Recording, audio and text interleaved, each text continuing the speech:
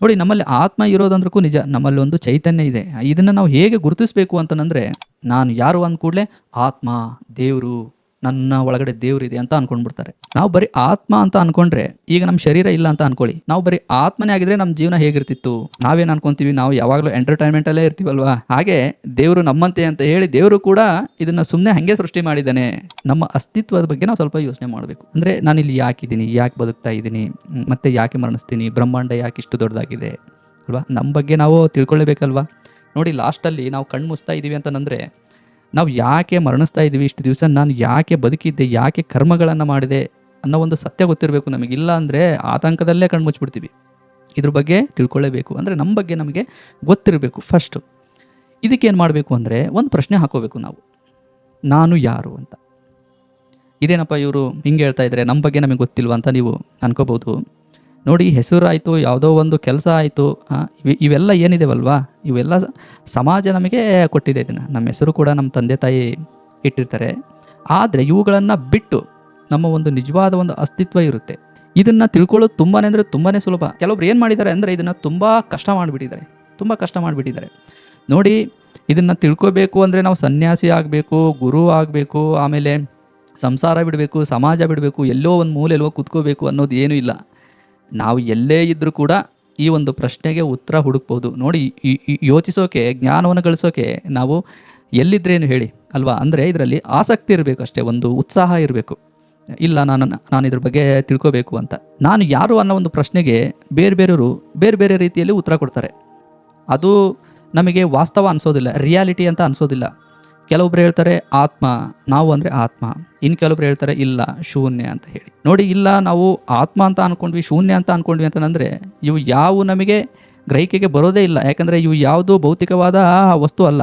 ನಾವೇನು ಅಂದ್ಕೊಂಡ್ಬಿಡ್ತೀವಿ, ಇಲ್ಲ ಗುರುಗಳು ಇವನ್ನ ಹೇಳ್ತಾ ಇದ್ದಾರೆ ಅಂತ ಹೇಳಿ ಒಪ್ಕೊಂಡ್ಬಿಡ್ತೀವಿ. ನಾನು ಅಂದರೆ ಆತ್ಮ ಅಷ್ಟೇ. ಆತ್ಮ ಅಂದರೆ ಏನು, ಅದು ಹೇಗಿದೆ, ಅದು ಗೊತ್ತಿಲ್ಲ. ಇಲ್ಲ, ಗುರುಗಳು ಹೇಳ್ತಾ ಇದ್ದಾರೆ ಶೂನ್ಯ ಅಂತ ಹೇಳ್ತಾ ಇದ್ದಾರೆ, ನಾವು ಒಪ್ಕೊಂಡ್ಬಿಡ್ತೀವಿ, ಹೌದು ನಾವು ಶೂನ್ಯ, ಏನೂ ಇಲ್ಲ ಅಂತ ಹೇಳಿ. ಶೂನ್ಯ ಅಂದರೆ ಏನು, ಅದು ಹೇಗಿದೆ ಗೊತ್ತಾ? ಇಲ್ಲ. ನೋಡಿ, ಇಲ್ಲಿ ಒಂದು ಯೋಚನೆ ಮಾಡಬೇಕಾಗಿರೋದು ಏನು ಅಂತಂದರೆ, ನಾವು ಆತ್ಮ ಅಂತ ಅನ್ಕೊತೀವಲ್ವ, ಹಾಗಾದರೆ ನಮಗೆ ದೇಹ ಯಾಕಿದೆ? ಮತ್ತು ಶೂನ್ಯ ಅಂತ ಅನ್ಕೊತೀವಿ, ಹಾಗಾದ್ರೆ ಇಷ್ಟು ದೊಡ್ಡ ಬ್ರಹ್ಮಾಂಡ ಯಾಕಿದೆ? ಈ ಥರ ನೀವು ಪ್ರಶ್ನೆ ಹಾಕೋಬೇಕು. ನೀವು ಯಾರಾದರೂ ಏನಾರು, ಇಲ್ಲ ನೀವು ಬರೀ ನಾನು ಯಾರು ಅನ್ನೋದಕ್ಕೆ ನೀವು ಆತ್ಮ, ನೀವು ಶೂನ್ಯ ಅಂತ ಹೀಗೆ ಏನೇನೋ ಹೇಳ್ತಾರಲ್ವ, ಅವರಿಗೆ ಈ ಥರ ಪ್ರಶ್ನೆಗಳನ್ನು ಕೇಳಬೇಕು. ಹಾಗಾದರೆ ನಮಗೆ ಶರೀರ ಯಾಕಿದೆ ಮತ್ತು ಎಲ್ಲವೂ ಶೂನ್ಯ ಅಂತಂದರೆ ಈ ಒಂದು ಬ್ರಹ್ಮಾಂಡ ಯಾಕಿದೆ ಅಂತಂದು ಕೇಳಬೇಕು. ನಿಮ್ಮನ್ನು ನೀವೇ ಪ್ರಶ್ನೆಗಳನ್ನು ಹಾಕೋಬೇಕು. ನೋಡಿ, ಕೆಲವೊಬ್ರು ಏನು ಮಾಡಿದ್ದಾರೆ ಅಂತಂದರೆ, ಇದನ್ನು ಬರೀ ನಾನು ಅನ್ನೋದಕ್ಕೆ ಬರೀ ಒಳಗಡೆನೇ ಯೋಚನೆ ಮಾಡಿದ್ದಾರೆ. ಇದಕ್ಕೆ ವಿಪರೀತವಾಗಿ ಧ್ಯಾನ ಮಾಡಿದ್ದಾರೆ, ತುಂಬ ಆಳಕ್ಕೆ ಹೋಗಿದ್ದಾರೆ. ಅವರಿಗಲ್ಲಿ ಯಾವುದ್ಯಾವ್ದು ರೀತಿಯ ಅನುಭವ ಆಗಿದೆಯೋ ಅವರು ಅದನ್ನು ಹೇಳ್ತಾರೆ. ಅದು ಅನುಭವನೂ ಆಗಿರ್ಬೋದು, ಮನಸ್ಸಿನ ಒಂದು ಕಲ್ಪನೆಯೂ ಕೂಡ ಆಗಿರ್ಬೋದು. ಕೆಲವ್ರು ಏನು ಅನ್ಕೊಂತಾರೆ, ಇದೇ ಸತ್ಯ ಅಂತ ಅಂದ್ಕೊಂಡು, ಅಯ್ಯೋ ಯಾವುದು ಶಾಶ್ವತ ಅಲ್ಲ, ಎಲ್ಲ ನಶ್ವರ ಅಂತ ಹೇಳಿ, ನಾವು ಬರೀ ಆತ್ಮ, ನಾವು ಶೂನ್ಯ ಅಂತ ಹೇಳಿ ಎಲ್ಲ ಬಿಟ್ಬಿಡ್ತಾರೆ. ಸಂಸಾರನ ಬಿಡ್ತಾರೆ, ಸಮಾಜನ ಬಿಡ್ತಾರೆ, ಎಲ್ಲೋ ಒಂದು ಕಡೆಗೆ ಒಂದು ಲುಂಗಿ ಕಟ್ಕೊಂಡು, ಒಂದು ಟವಲ್ ಕಟ್ಕೊಂಡು ಹಾಗೆ ಕುಂತ್ಬಿಡ್ತಾರೆ. ನೋಡಿ, ಇಲ್ಲಿ ಈ ತಪ್ಪನ್ನು ನಾವು ಮಾಡಬಾರ್ದು. ನಾವು ಇದ್ರ ಬಗ್ಗೆ ಸ್ವಲ್ಪ ರಿಯಾಲಿಟಿಯಾಗಿ ಯೋಚನೆ ಮಾಡಬೇಕು. ಈ ಪ್ರಪಂಚ ನಮಗೆ ಯಾವ ಥರ ಕಾಣ್ತಾ ಇದೆ, ನಾವು ಅದೇ ರೀತಿಯಲ್ಲೇ ಯೋಚನೆ ಮಾಡಬೇಕಾಗುತ್ತೆ. ನೋಡಿ, ಕೆಲವೊಬ್ರು ಹೇಳ್ತಾರೆ ಈ ಎಲ್ಲವೂ ಮಾಯೆ, ಎಲ್ಲವೂ ಸುಳ್ಳು ಅಂತನಂತ ಹೇಳಿ. ನೋಡಿ, ಈ ಒಂದು ಜಗತ್ತು ಏನಿದೆ ಅಲ್ವಾ, ಈ ಜಗತ್ತು ಭಗವಂತನ ಒಂದು ಆಸ್ತಿ, ದೇವನ ಮನೆ ಇದು, ಈ ಜಗವೆಲ್ಲ ಅಂತ ಹೇಳಿ. ಇವನ್ನ ಯಾವನ್ನೂ ನಾವು ಸೃಷ್ಟಿ ಮಾಡಿಲ್ಲ ಅಲ್ವಾ? ಈ ಪ್ರಕೃತಿ ಆಯಿತು, ಗಿಡ ಮರ, ಇವನ್ನ ನಾವು ಸೃಷ್ಟಿ ಮಾಡಿಲ್ಲ. ಮತ್ತು ಇವು ನಮ್ಮ ಒಂದು ಕಂಟ್ರೋಲಲ್ಲಿ ಕೂಡ ಇಲ್ಲ. ಇವೆಲ್ಲ ಭೂಮಿ, ಆಕಾಶ, ಇವೆಲ್ಲ ನೋಡಿ, ಇವನ್ನೆಲ್ಲ ನಮಗೆ ಭಗವಂತ ಸೃಷ್ಟಿ ಮಾಡಿಕೊಟ್ಟಿದ್ದಾನೆ. ಭಗವಂತ ಏನಾದ್ರು ಸೃಷ್ಟಿ ಮಾಡಿದ್ದಾನೆ ಅಂತಂದರೆ ಅದಕ್ಕೇನಾದ್ರು ಒಂದು ಕಾರಣ ಇದ್ದೇ ಇರುತ್ತೆ. ಸುಮ್ಮನೆ ಭಗವಂತ ಯಾವುದನ್ನು ಸೃಷ್ಟಿ ಮಾಡೋದಿಲ್ಲ. ಸುಮ್ಮನೆ ಮನೋರಂಜನೆಗಾಗಿ, ಎಂಟರ್ಟೈನ್ಮೆಂಟ್ಗಾಗಿ ಭಗವಂತ ಯಾವುದನ್ನು ಸೃಷ್ಟಿ ಮಾಡೋದಿಲ್ಲ. ನಾವೇನು ಅನ್ಕೊತೀವಿ, ನಾವು ಯಾವಾಗಲೂ ಎಂಟರ್ಟೈನ್ಮೆಂಟಲ್ಲೇ ಇರ್ತೀವಲ್ವಾ? ಹಾಗೆ ದೇವರು ನಮ್ಮಂತೆ ಅಂತ ಹೇಳಿ ದೇವರು ಕೂಡ ಇದನ್ನು ಸುಮ್ಮನೆ ಹಾಗೆ ಸೃಷ್ಟಿ ಮಾಡಿದ್ದಾನೆ. ಯಾರು ಹೆಂಗೆ ಬೇಕಾದರೂ ಬದುಕ್ಬೋದು, ಯಾರು ಹೆಂಗೆ ಬೇಕಾದರೂ ಸುಖ ಅನುಭವಿಸೋದು, ಒಟ್ಟಿನಲ್ಲಿ ಸುಖ ಅನುಭವಿಸ್ಬೇಕು, ಆನಂದವಾಗಿರಬೇಕು ಅಷ್ಟೇ ಅಂತ ಹೇಳಿ ಅನ್ಕೊತಾರೆ. ನೋಡಿ, ದೇವರನ್ನು ನಮಗೆ ಹೋಲಿಸಬಾರ್ದು. ನಾವೇನಂದರೆ ಮನುಷ್ಯರು ಅಷ್ಟೇ, ದೇವರು ಅಂದರೆ ದೇವರೇ. ಭಗವಂತ ಇದನ್ನು ಸೃಷ್ಟಿ ಮಾಡಿದ್ದಾನೆ ಅಂದರೆ ಖಂಡಿತ ಇದಕ್ಕೆ ಒಂದು ಉದ್ದೇಶ ಇದ್ದೇ ಇರುತ್ತೆ. ಈ ಒಂದು ದೃಷ್ಟಿಕೋನದಿಂದ ಆದರೂ ನಾವು ಸೃಷ್ಟಿ ಬಗ್ಗೆ ನಾವು ಯೋಚಿಸಬೇಕು. ಸೃಷ್ಟಿ ಬಗ್ಗೆನೂ ಕೂಡ ಯೋಚಿಸಬೇಕು. ನೋಡಿ, ನಾನು ಯಾರು ಅಂತಂದರೆ ಹೌದು, ನಾನು ಆತ್ಮನೂ ಹೌದು, ಹಾಗೆ ನನಗೊಂದು ದೇಹ ಇದೆ ಅಲ್ವಾ, ಇದ್ರ ಬಗ್ಗೆನೂ ಯೋಚನೆ ಮಾಡಬೇಕು. ಹಾಗಾದರೆ ದೇಹ ದೇಹ ಎಲ್ಲಿಂದ ಬಂತು? ಕೆಲವರು ಹೇಳ್ತಾರೆ ಇಲ್ಲ ಆತ್ಮ ದೇವರಿಂದ ಬಂತು. ಹಾಗಾದರೆ ದೇಹ ಎಲ್ಲಿಂದ ಬಂತು? ಇದನ್ನು ಭಗವಂತನೇ ಕೊಟ್ಟಿದ್ದಾನಲ್ವಾ? ನೋಡಿ, ನಾವು ದೇಹದ ಬಗ್ಗೆ ಅಧ್ಯಯನ ಮಾಡಿದರೆ ಇದರಲ್ಲಿ ತುಂಬ ನಿಯಮಗಳಿದ್ದಾವೆ. ಈ ದೇವರ ಸೃಷ್ಟಿಯಲ್ಲಿ ಇದುವರೆಗೂ ಮನುಷ್ಯ ಒಂದು ಇರುವೆ ಕೂಡ ಸೃಷ್ಟಿ ಮಾಡೋಕ್ಕಾಗ್ತಾ ಇಲ್ಲ. ಅಂಥ ಒಂದು ಅದ್ಭುತವಾದ ಜ್ಞಾನದಿಂದ, ಅದ್ಭುತವಾದ ಶಕ್ತಿಯಿಂದ ಭಗವಂತ ನಮ್ಮ ಒಂದು ದೇಹವನ್ನು ಸೃಷ್ಟಿ ಮಾಡಿದ್ದಾನೆ. ನೋಡಿ, ನಾವು ಬರೀ ಆತ್ಮ ಅಂತ ಅಂದ್ಕೊಂಡ್ರೆ, ಈಗ ನಮ್ಮ ಶರೀರ ಇಲ್ಲ ಅಂತ ಅಂದ್ಕೊಳ್ಳಿ, ನಾವು ಬರೀ ಆತ್ಮನೇ ಆಗಿದ್ರೆ ನಮ್ಮ ಜೀವನ ಹೇಗಿರ್ತಿತ್ತು? ನಾವು ಇಮ್ಯಾಜಿನೇಷನ್ ಮಾಡೋಕ್ಕಾಗುತ್ತಾ? ಖಂಡಿತ ಇಲ್ಲ. ಯಾಕಂದರೆ ಅದನ್ನು ತಿಳ್ಕೊಳ್ಳೋ ಒಂದು ಸಾಮರ್ಥ್ಯ ನಮ್ಮ ಬುದ್ಧಿಗಾಗಲಿ ನಮ್ಮ ಒಂದು ಜ್ಞಾನಕ್ಕಾಗಲಿ ಇಲ್ಲ. ಯಾಕಂದರೆ ಅದು ಕಣ್ಣಿಗೆ ಕಾಣದ್ದು. ನೋಡಿ, ನಮಗೆ ಈ ಒಂದು ದೇಹ ಇರೋದ್ರಿಂದಲೇ ನಾವಿಲ್ಲಿ ಬದುಕ್ತಾ ಇದ್ದೀವಿ ಅಲ್ವಾ? ನಾವೇನು ಮತ್ತು ನಮ್ಮ ಸುತ್ತಮುತ್ತ ಪ್ರಕೃತಿಗಳೆಲ್ಲ ಇದ್ದಾವೆ, ಅವುಗಳನ್ನೆಲ್ಲ ನಾವು ಗುರುತಿಸ್ತಾ ಇದ್ದೀವಿ. ಅದಕ್ಕೆ ಒಂದೊಂದನ್ನು ಹೆಸರನ್ನು ಇಟ್ಟಿದ್ದೀವಿ. ಮತ್ತು ನಾವು ಒಬ್ರಿಗೊಬ್ಬರು ಪ್ರೀತಿಯಿಂದ ಮಾತಾಡ್ತೀವಿ. ಒಂದು ಒಳ್ಳೆ ಅನುಬಂಧ ಇದೆ, ಬಾಂಧವ್ಯ ಇದೆ. ನಾವೊಂದು ಪ್ರೀತಿಯ ಒಂದು ಅನುಭವವನ್ನು ಅನುಭವಿಸ್ತೀವಿ.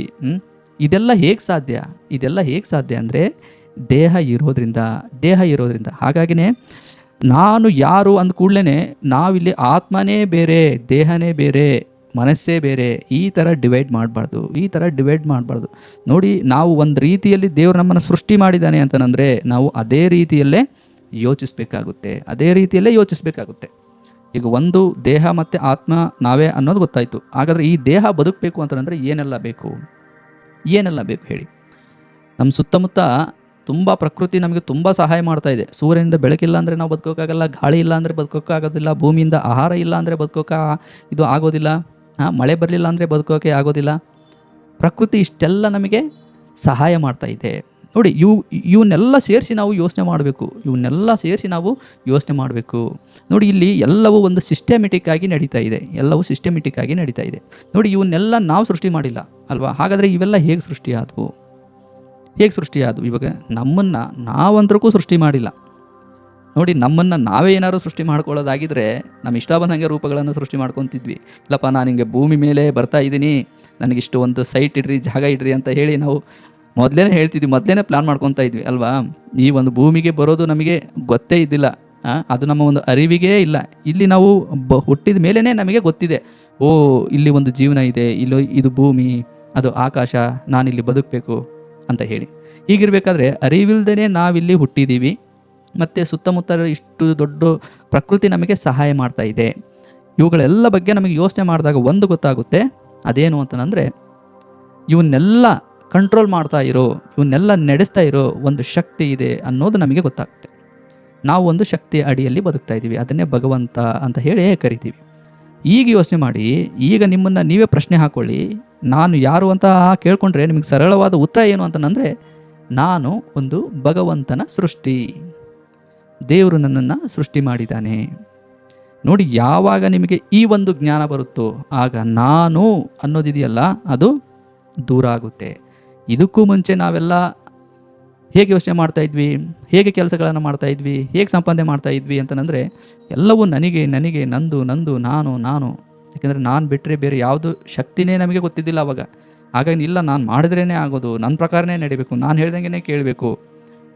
ಏನಾದ್ರು ಒಂದು ಕೆಲಸ ನಾವು ಅಂದ್ಕೊಂಡಿದ್ದು ಆಗಲಿಲ್ಲ ಅಂತಂದರೆ ನಾವು ಸಿಟ್ಟು ಮಾಡ್ಕೊತೀವಿ, ಕೋಪ ಮಾಡ್ಕೊತೀವಿ, ಡಿಪ್ರೆಷನ್ಗೆ ಒಳಗಾಗ್ತೀವಿ. ಇದೆಲ್ಲ ಏನಕ್ಕೆ ಅಂತಂದರೆ ಎಲ್ಲವೂ ನನ್ನ ಒಂದು ಕಂಟ್ರೋಲಲ್ಲಿದೆ ಅಂತ ನಾವು ಅಂದ್ಕೊತೀವಿ. ಯಾವಾಗ ನಾನು ಯಾರು ಅಂತ ಈ ಒಂದು ಪ್ರಶ್ನೆನ ಹಾಕ್ಕೊಂಡು ಈ ಒಂದು ಉತ್ತರವನ್ನು ಹುಡುಕ್ತೀವೋ, ನಾನು ಒಂದು ಭಗವಂತನ ಸೃಷ್ಟಿ, ಭಗವಂತನನ್ನು ಸೃಷ್ಟಿ ಮಾಡಿದ್ದಾನೆ, ಈ ಒಂದು ಉತ್ತರವನ್ನು ಹುಡುಕ್ತೀವೋ ಆವಾಗ ನಾನು ಅನ್ನೋದು ಎಲ್ಲ ದೂರ ಆಗಿ ಆಗ ನಮ್ಮಲ್ಲಿ ಒಂದು ಪ್ರಶಾಂತತೆ ಸಿಗುತ್ತೆ, ಮನಸ್ಸಿಗೆ ತುಂಬ ಪ್ರಶಾಂತತೆ ಸಿಗುತ್ತೆ. ಹಾಗೆ ನೋಡಿ, ಜೀವನದಲ್ಲಿ ಕಷ್ಟ ಬರಲಿ, ಆಮೇಲೆ ನಮಗೆ ಎಂಥ ದುಃಖಕರವಾದ ವಿಷಯಗಳನ್ನು ಕೂಡ ನಾವು ಆರಾಮಾಗಿ ಸ್ವೀಕರಿಸ್ತೀವಿ. ಯಾಕಂದರೆ ಎಲ್ಲವೂ ಭಗವಂತನಿಂದ ಆಗ್ತಾ ಇದೆ. ಕೆಲವೊಂದು ನಮ್ಮ ಕಡೆಯಿಂದ ಆಗ್ತವೆ, ಆದರೆ ನಮ್ಮ ಹಿಡಿತದಲ್ಲಿ ಯಾವಿಲ್ವೋ ಅವೆಲ್ಲವೂ ಭಗವಂತನ ಕೈಯಲ್ಲಿ ಆಗ್ತಾ ಇದ್ದಾವೆ ಅಂತ ಹೇಳಿ ನಾವು ಭಾವಿಸ್ತೀವಿ. ಆಗ ನೋಡಿ ನಮಗೆ ಜೀವನದ ಒಂದು ಸತ್ಯ ಗೊತ್ತಾಗುತ್ತೆ. ಅದೇನು ಅಂತಂದರೆ, ನಾನು ನನ್ನಿಷ್ಟದಂತೆ ನಾನಿಲ್ಲಿ ಬದುಕೋಕೆ ಬಂದಿಲ್ಲ, ದೇವರ ಇಷ್ಟದಂತೆ ನಾನು ಬದುಕಬೇಕು, ಭಗವಂತನ ಇಚ್ಛೆಯಂತೆ ಬದುಕಬೇಕು ಅಂತ ಹೇಳಿ. ಭಗವಂತನ ಇಚ್ಛೆಯಂತೆ ನಾವು ಹೇಗೆ ಬದುಕಬೇಕು, ಅದನ್ನು ಹೇಗೆ ತಿಳ್ಕೋಬೇಕು ಅಂತಂದರೆ ನೋಡಿ, ನೈಸರ್ಗಿಕವಾಗಿ ನಮ್ಮಲ್ಲಿ ದೇವರು ಪ್ರೀತಿ, ಕರುಣೆ, ಬುದ್ಧಿಶಕ್ತಿ, ಆಲೋಚನೆ ಮಾಡೋ ಶಕ್ತಿಯನ್ನು ಇಟ್ಟಿದ್ದಾನೆ. ಇವುಗಳನ್ನು ಸರಿಯಾಗಿ ಉಪಯೋಗಿಸ್ಬೇಕು. ಮತ್ತು ಇನ್ನೊಂದು ನೋಡಿ, ಸೃಷ್ಟಿಯನ್ನು ಗಮನಿಸಿದರೆ ನಮಗೆ ಭಗವಂತನ ಶಕ್ತಿ, ಜ್ಞಾನ ನಮಗೆ ಗೊತ್ತಾಗ್ತವೆ. ಈಗ ನೋಡಿ, ಭಗವಂತ ಇಲ್ಲಿ ಯಾರಿಗಾದ್ರೂ ಭೇದ ಮಾಡ್ತಾ ಇದ್ದಾನ, ಒಬ್ರಿಗೆ ಮಾತ್ರ ಮಳೆ ಕೊಡೋದು, ಇನ್ನೊಬ್ಬರಿಗೆ ಮಳೆ ಕೊಡೋದಿಲ್ಲ.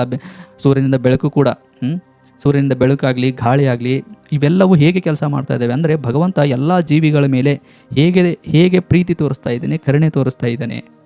ಇವುಗಳಲ್ಲಿ ಏನಾದ್ರು ಭೇದ ಇದೆಯಾ? ಏನೂ ಭೇದ ಇಲ್ಲ. ಅದೇ ರೀತಿಯಲ್ಲೇ ಕೂಡ ನಾವು ಕೂಡ ಹಾಗೆ ಬದುಕಬೇಕಾಗುತ್ತೆ. ಎಲ್ಲವೂ ಭಗವಂತನ ಸೃಷ್ಟಿ, ಎಲ್ಲರೂ ಭಗವಂತನ ಸೃಷ್ಟಿ. ಎಲ್ಲರ ಜೊತೆನೇ ನಾವು ಪ್ರೀತಿ ವಿಶ್ವಾಸದಿಂದ ಬದುಕಬೇಕು. ಅನ್ಯಾಯವಾಗಿ ಸಂಪಾದನೆ ಮಾಡಬಾರ್ದು, ನ್ಯಾಯದಿಂದ ಬದುಕಬೇಕು. ಮತ್ತು ನಾವು ಏನೇ ಕರ್ಮಗಳನ್ನು ಮಾಡಿದರೂ ಕೂಡ ಭಗವಂತ ಎಲ್ಲ ಕರ್ಮಗಳ ಲೆಕ್ಕ ಹಾಕ್ತಾನೆ. ಈ ಒಂದು ಅರಿವಿನಿಂದ ನಾವು ಇಲ್ಲಿ ಬದುಕಬೇಕು ಅನ್ನೋ ಒಂದು ಜ್ಞಾನ ನಮಗೆ ಬರುತ್ತೆ. ಮತ್ತು ನೋಡಿ, ಕೆಲವೊಬ್ಬರು ಮನುಷ್ಯನನ್ನು ದೇವರನ್ನಾಗಿ ಮಾಡೋಕ್ಕೆ ಹೋಗ್ತಾರೆ, ಒಳಗಡೆ ಇರೋ ಆತ್ಮನ ದೇವರನ್ನಾಗಿ ಮಾಡೋಕ್ಕೆ ಹೋಗ್ತಾರೆ. ಇಲ್ಲ, ನಾನು ಅನುಭವದಿಂದ ನಾನು ಭಗವಂತನನ್ನು ಕಾಣ್ತೀನಿ ಅಂದರೆ ಅದು ಸಾಧ್ಯನೇ ಇಲ್ಲ. ಏಕೆಂದರೆ ನಮ್ಮ ಬುದ್ಧಿಗೆ, ನಮ್ಮ ಮನಸ್ಸಿಗೆ ಕೂಡ ಅಂಥ ಒಂದು ಭಗವಂತನ ಶಕ್ತಿ ಜ್ಞಾನವನ್ನು ತುಂಬಿಕೊಳ್ಳೋಕ್ಕೆ ಸಾಧ್ಯ ಇಲ್ಲ. ಒಂದನ್ನು ಅರ್ಥ ಮಾಡ್ಕೋಬೇಕು ಅಂದರೆ ಅದರ ಒಂದು ಜ್ಞಾನ ಬೇಕಲ್ವ, ಫಸ್ಟು ಅದ್ರ ಬಗ್ಗೆ ಪೂರ್ತಿ ಗೊತ್ತಾಗಬೇಕಲ್ವ. ಅಂಥ ಒಂದು ಕೆಪಾಸಿಟಿ ನಮ್ಮ ಮನಸ್ಸಿಗೂ ಇಲ್ಲ, ಆತ್ಮಗೂ ಇಲ್ಲ. ನೋಡಿ, ಇದನ್ನು ಯಾಕೆ ಹೇಳ್ತಾ ಇದ್ದೀನಿ ಅಂತಂದರೆ, ನಾನು ಯಾರು ಅನ್ನೋ ಒಂದು ಪ್ರಶ್ನೆಗೆ ತುಂಬ ಜನ ಸ್ಟ್ರಗಲ್ ಪಡ್ತಾ ಇರೋದು ಇಲ್ಲೇನೆ. ನಾನು ಯಾರು ಅಂದ ಕೂಡಲೇ ಆತ್ಮ, ದೇವರು, ನನ್ನ ಒಳಗಡೆ ದೇವರಿದೆ ಅಂತ ಅಂದ್ಕೊಂಡ್ಬಿಡ್ತಾರೆ. ನೋಡಿ, ನಮ್ಮಲ್ಲಿ ಆತ್ಮ ಇರೋದಂದ್ರೂ ನಿಜ, ನಮ್ಮಲ್ಲಿ ಒಂದು ಚೈತನ್ಯ ಇದೆ. ಇದನ್ನು ನಾವು ಹೇಗೆ ಗುರುತಿಸಬೇಕು ಅಂತಂದರೆ, ನೋಡಿ, ಈ ಸುತ್ತಮುತ್ತ ನಮ್ಮ ಈ ಸಾಕಷ್ಟು ಜೀವಿಗಳಿದಾವಲ್ವ, ಅವಕ್ಕೂ ನಮಗೂ ಸ್ವಲ್ಪ ವ್ಯತ್ಯಾಸವನ್ನು ನಾವು ನೋಡಿದರೆ ನಾವು ಯೋಚನೆ ಮಾಡ್ತೀವಿ ಅಲ್ವಾ. ಮತ್ತು ಇಲ್ಲ, ಅದು ಸರಿ, ಇದು ತಪ್ಪು ಅಂತಂದು ಗುರುತಿಸ್ತೀವಿ. ಆ ಒಂದು ಜ್ಞಾನ ಇದೆ. ಮತ್ತು ಇನ್ನೊಂದೇನು ಅಂದರೆ, ನಾವು ಸೃಷ್ಟಿಯಲ್ಲಿರೋ ಎಲ್ಲ ವಸ್ತುಗಳಿಗೂ ನಾವು ಒಂದೊಂದು ಹೆಸರನ್ನು ಇಟ್ಟಿದ್ದೀವಿ, ಅವುಗಳಿಂದ ಕರಿತೀವಿ, ಮತ್ತು ಸೃಷ್ಟಿಯನ್ನು ಅಧ್ಯಯ ಮಾಡ್ತೀವಿ ಅಲ್ವಾ. ಮತ್ತು ಭಗವಂತನನ್ನು ಅರಿತೀವಿ, ಧ್ಯಾನ ಮಾಡ್ತೀವಿ, ಪ್ರಾರ್ಥನೆ ಮಾಡ್ತೀವಿ, ಆರಾಧನೆ ಮಾಡ್ತೀವಿ, ಭಗವಂತನಿಗೆ ದಾಸರಾಗ್ತೀವಿ, ಮತ್ತು ಭಕ್ತರಾಗ್ತೀವಿ. ಇದೆಲ್ಲ ಯಾಕೆ ನಾವು ಇದನ್ನೆಲ್ಲ ಮಾಡ್ತೀವಿ ಅಂತಂದರೆ, ನಮ್ಮ ಒಳಗಡೆ ಒಂದು ಆತ್ಮ ಇರೋದ್ರಿಂದನೇ ನಾವು ಇವನ್ನೆಲ್ಲ ಮಾಡ್ತಾ ಇದ್ದೀವಿ. ಸೊ ಹೀಗೆ ನಾವು ಯೋಚನೆ ಮಾಡೋದ್ರ ಮುಖಾಂತರ ನಮ್ಮಲ್ಲಿ ಒಂದು ಆತ್ಮ ಇದೆ ಅಂತ ನಾವು ಅರಿಬೋದು. ಆದರೆ ಆ ಆತ್ಮ ಹೇಗಿದೆ, ಇಲ್ಲ ನಾನು ಅದನ್ನು ಅನುಭವದಿಂದ ಇದನ್ನು ಮಾಡ್ತೀನಿ ಅಂತಂದರೆ ಇದು ಸಾಧ್ಯವಿಲ್ಲದ್ದು. ಕೆಲವರು ಹೇಳ್ತಾರೆ, ಧ್ಯಾನದಲ್ಲಿ ನನಗೆ ಅದಾಗುತ್ತೆ, ಇದಾಗುತ್ತೆ, ಹಾಗೆ ಹೀಗೆ ಅಂತ ಹೇಳಿ. ಬಟ್ ಸತ್ಯ ಅನ್ನೋದು ಹೇಗಿರುತ್ತೆ ಅಂದರೆ, ಸಾರ್ವತ್ರಿಕವಾಗಿರುತ್ತೆ, ಎಲ್ಲರೂ ಒಪ್ಪೋ ಥರ ಇರುತ್ತೆ. ಇಲ್ಲ, ಯಾರೋ ಅದು ಒಬ್ಬರು ಮಾತ್ರ ಅನುಭವಿಸ್ಬೇಕು ಅಂತ ಏನೂ ಇಲ್ಲ. ಯಾಕಂದರೆ ಈ ಜ್ಞಾನ, ಸತ್ಯ ಅನ್ನೋದು ಇದೆ ಅಲ್ವಾ, ಯಾರು ಸ್ವತ್ತು ಅಲ್ಲ. ಅದು ಸತ್ಯ ಅನ್ನೋದು ಯಾವಾಗಲೂ ಸಾರ್ವತ್ರಿಕವಾಗಿರುತ್ತೆ, ಅದು ಎಲ್ಲರೂ ಒಪ್ಪೋ ಥರ ಇರುತ್ತೆ.